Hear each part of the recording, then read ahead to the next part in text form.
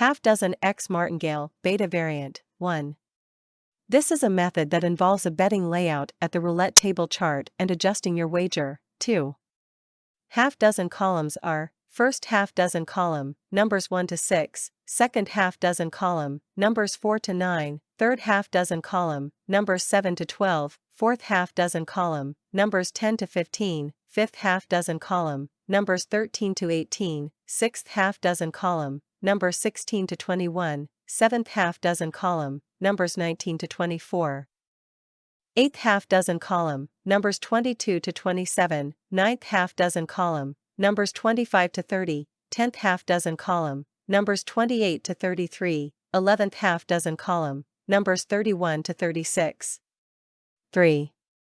By betting a half dozen column, the winning percentage is 6/37, 16%, and return is 5 times of wager 30 to 6, 500%. Under same wager amount, if you win one turn, you can cover 5 turns of losses.